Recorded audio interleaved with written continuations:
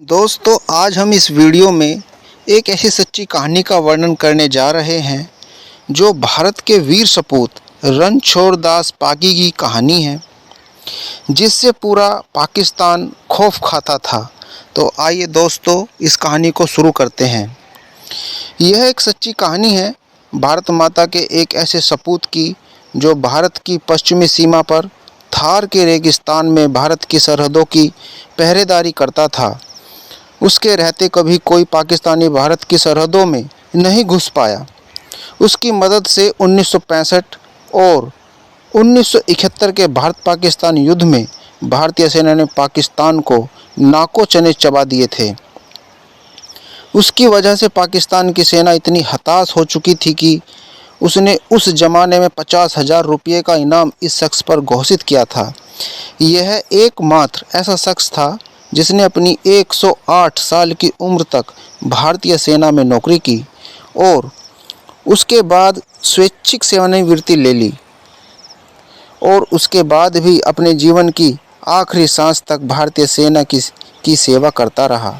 यह कहानी है रणछोड़ दास रबारी की, जिन्हें रणछोड़ दास पागी के नाम से भी जाना जाता है। रणछोड़ दास रबारी का जन्म सन 1901 में पाकिस्तान के एक छोटे से गांव पिथौरापुर में हुआ था। यह गांव भारत के गुजरात राज्य के बनासकांठा जिले के निकट भारत और पाकिस्तान की सरहद पर स्थित है।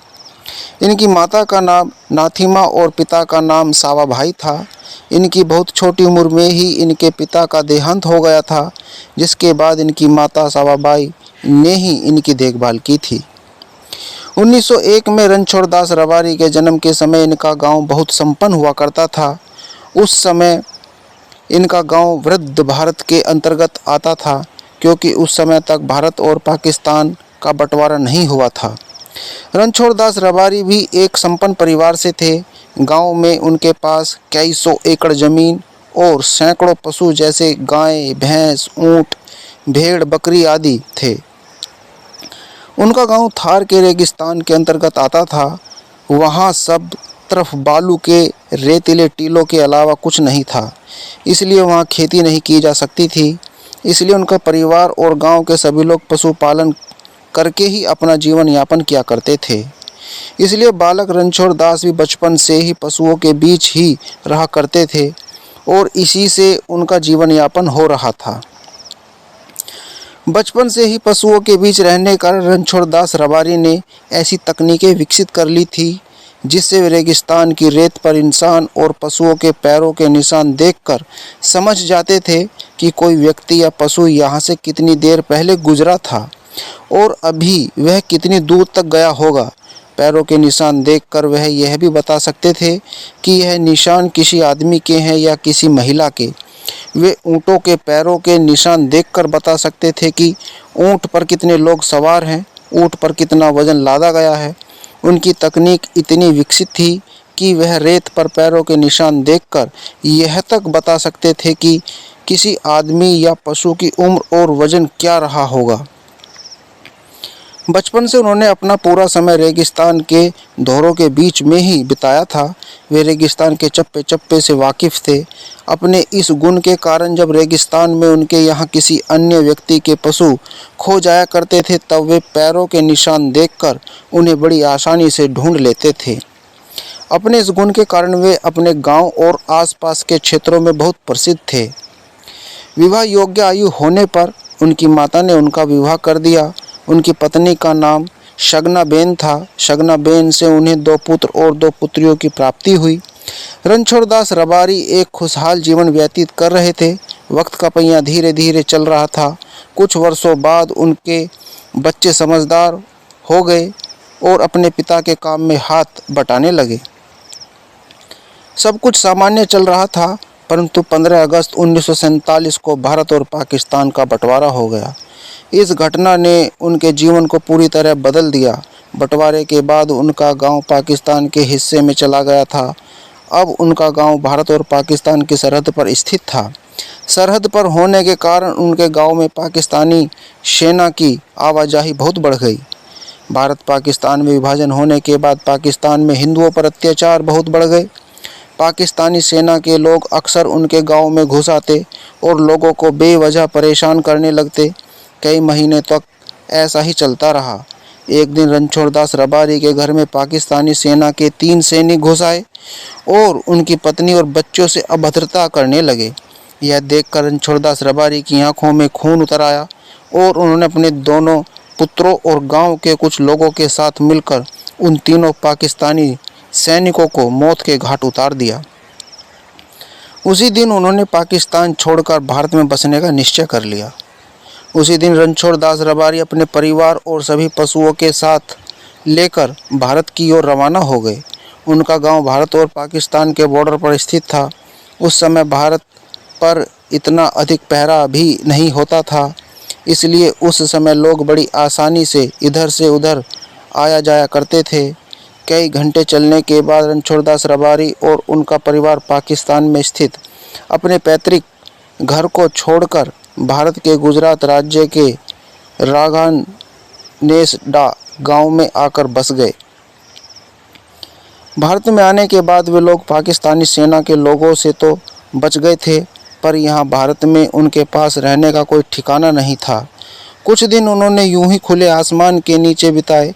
उसके बाद उनका परिवार रेगिस्तानी ज़मीन पर एक छप्पर बनाकर रहने लगा। इसके बाद कई महीनों की मेहनत से उन्होंने एक मिट्टी का घर भी बना लिया। अब उनका जीवन कुछ हद तक सामान्य हो गया था। वे पहले की ही तरह पशुपालन करके अपना जीवन यापन करने लगे। रणछोड़ दास रबारी और उनके परिवार को पाकिस्तान में स्थित अपने पैतृक घर की बहुत याद आती थी। उसे छोड़कर आना उनके लिए आसान नहीं था, परंतु उन्हें तो बस इसी बात की खुशी थी कि भारत में आकर वे उनका परिवार अब सुरक्षित है। यहाँ भारत में भी कुछ लोग रणछोड़ दास रबारी को बहुत अच्छी तरह से जानते थे, क्योंकि कुछ समय पहले तक यह पूरा इलाका एक भारत देश के अंतर्गत आता था। भारत में आने के बाद रणछोड़ दास रबारी ने अपनी विलक्षण प्रतिभा से यहाँ अपने आसपास के लोगों की भी बहुत मदद की। जब भी उनके पशु रेगिस्तान में कहीं खो जाते तो रणछोड़ दास रबारी रेत में उनके पैरों के निशान देखकर उन्हें तुरंत ढूंढ लेते थे। रणछोड़ दास रबारी के विलक्षण हुनर की खबर जब बनासकांठा के पुलिस अधीक्षक वनराज सिंह झाला को मिली, तब वे रणछोड़ दास रबारी से मिलने आए और उन्हें रणछोड़ दास के हुनर की परीक्षा लेनी चाहिए।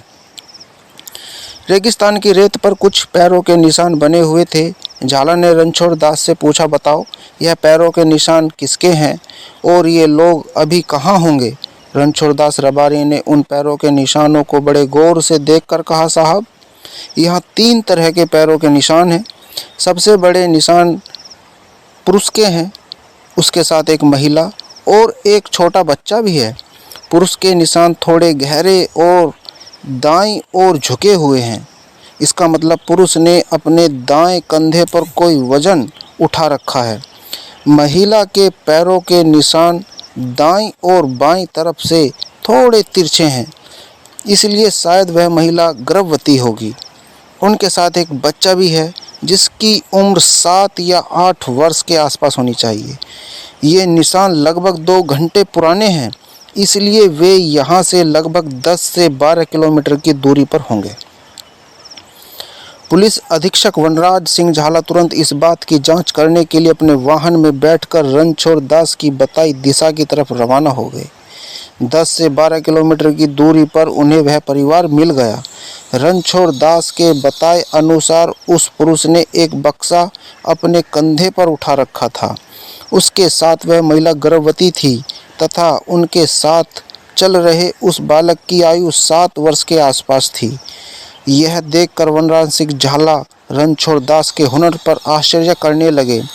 पुलिस अधीक्षक वनराज सिंह झाला ने रणछोड़ दास रबारी के हुनर से प्रभावित होकर उन्हें सन 1959 में पुलिस गाइड के पद पर नियुक्त कर लिया। उस समय रणछोड़ दास रबारी की उम्र 58 वर्ष थी।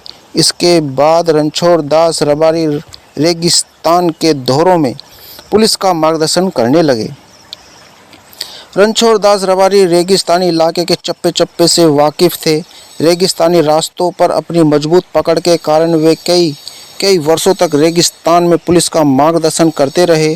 कुछ वर्ष बाद सन 1965 में पाकिस्तान ने अचानक भारत पर हमला कर दिया। अचानक हुए इस हमले में भारतीय सरहद पर तैनात अग्रिम मोर्चे की टुकड़ी के 100 भारतीय जवान वीरगति प्राप्त हो गए। इस हमले के बाद पाकिस्तानी सैनिकों ने कच्छ के कुछ इलाकों पर कब्जा कर लिया था। अब युद्ध का आगाज हो चुका था। उस समय के भारतीय थल सेना अध्यक्ष जनरल शेम मानेकशॉ ने सभी भारतीय इलाकों से पाकिस्तानी सैनिकों को खदेड़ने के लिए 10,000 सैनिकों की एक टुकड़ी भेजी। उस समय भारतीय सैनिकों का रेगिस्तान में मार्गदर्शन करने के लिए एक गाइड की आवश्यकता थी। इसलिए सबसे पहले रणछोड़ दास रबारी को ही इस काम के लिए बुलाया गया। रणछोड़ दास तुरंत इस काम के लिए तैयार हो गए। भारतीय सेना की टुकड़ी को कच्छ में मुठभेड़ वाली जगह तक पहुंचने में कम से कम 3 दिन लगने वाले थे। पाकिस्तानी सैनिक भी यह जानते थे कि कम से कम 3 दिनों तक तो भारतीय सेना यहाँ नहीं पहुँच सकती। इसलिए वे निश्चित होकर बैठे थे।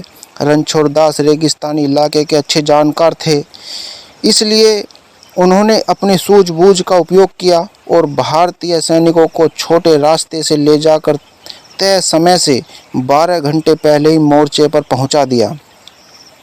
वहां मौजूद पैरों के निशान देखकर रणछोड़ दास ने भारतीय सेना को यह बता दिया कि कुल 1200 के आसपास पाकिस्तानी सैनिक यहाँ छिपे हुए हैं।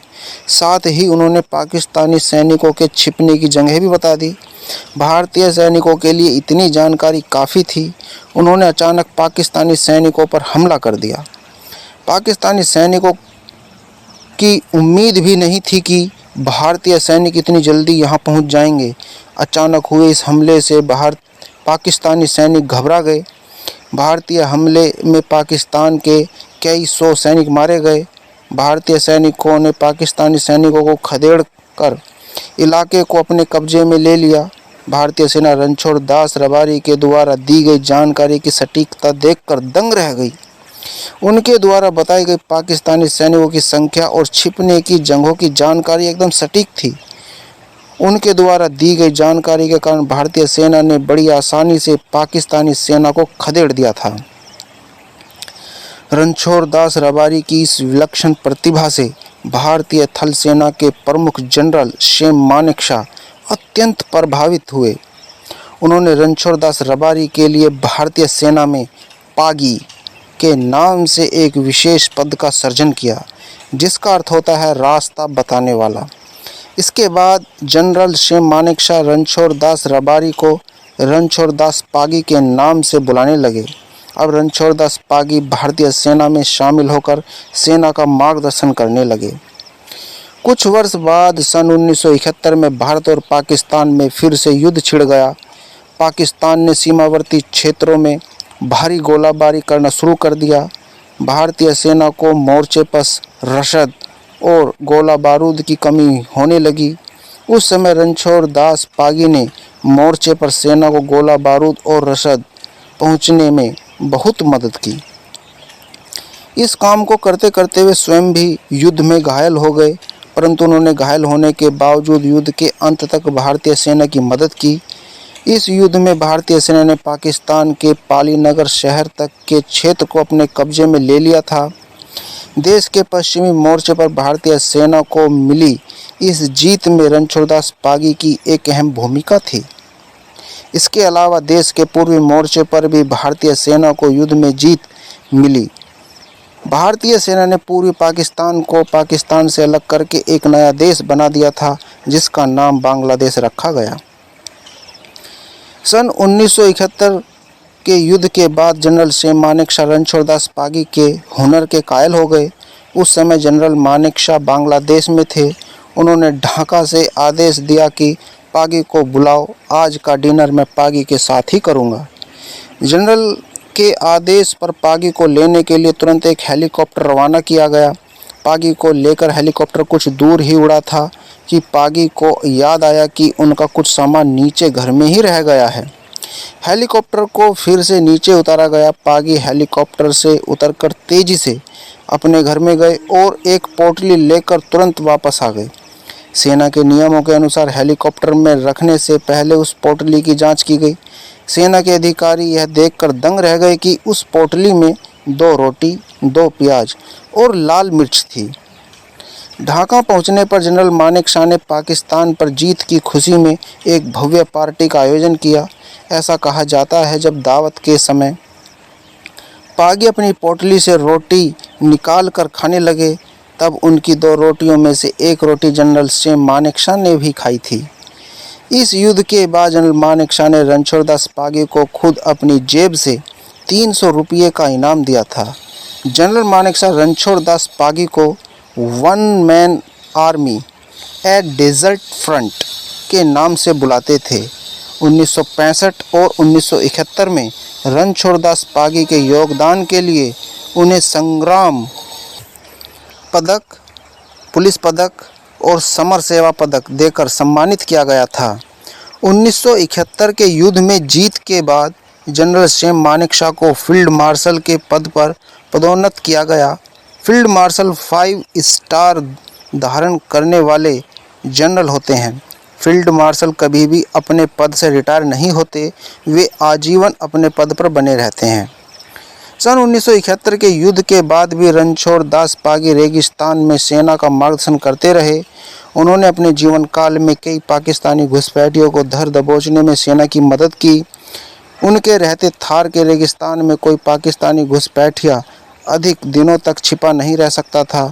रणछोड़ दास पागी के हुनर के कारण पाकिस्तानी सेना इतनी अधिक परेशान हो चुकी थी कि उन्होंने रणछोड़ दास पागी के सिर पर 50,000 रुपयों के इनाम की घोषणा कर दी थी।